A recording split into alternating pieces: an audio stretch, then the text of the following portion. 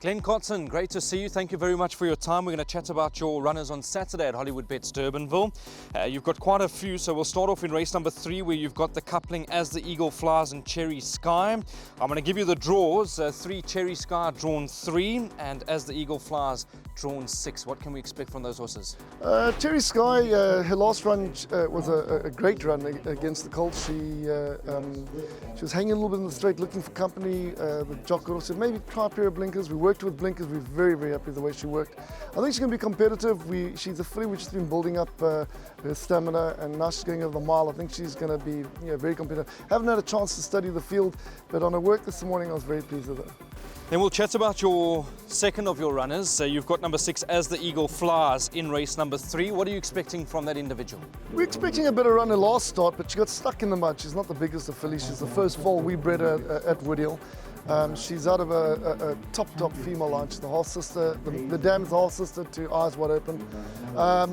So she's a little bit slight and needed a bit of time, which we did give her. And her last start was where they cancelled the meeting after that, halfway through the meeting. So she battled. She got her feet stuck in the mud.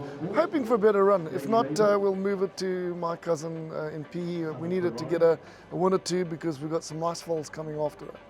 All right, and race number 5, you've got Grinkov. I'm just having a look at the field as we chat, Glenn. Does look to be a competitive race, a horse that I know you thought quite a bit of early on in his career. Can he bounce back to form? You know, his last start, the jock came back Aussie, and he's the first jockey to get off and said, have you ever tried blinkers? And I was like, I'm sure we have. But unfortunately we hadn't. And he was a very smart young horse in the making. He did his tendon, gave him the year off.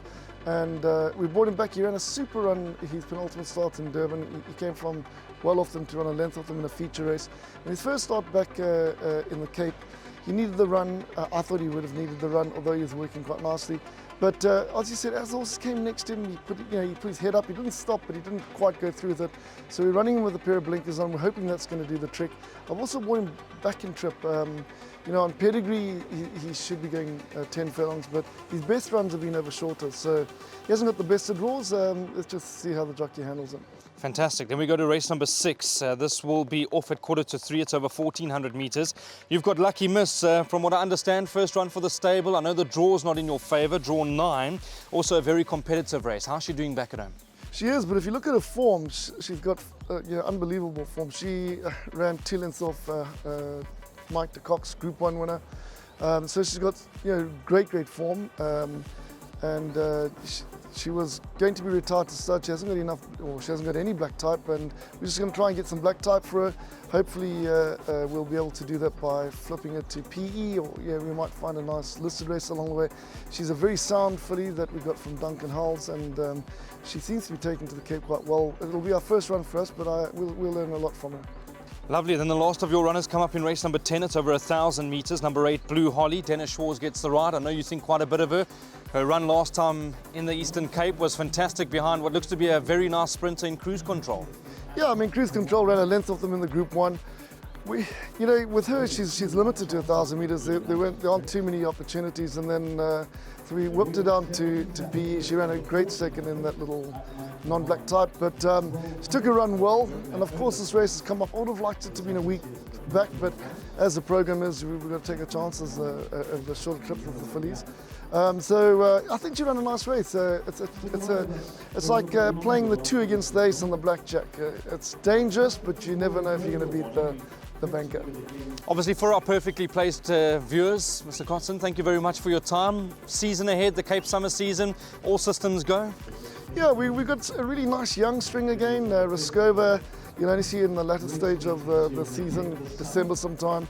She's just had a lovely break and she's looking awesome.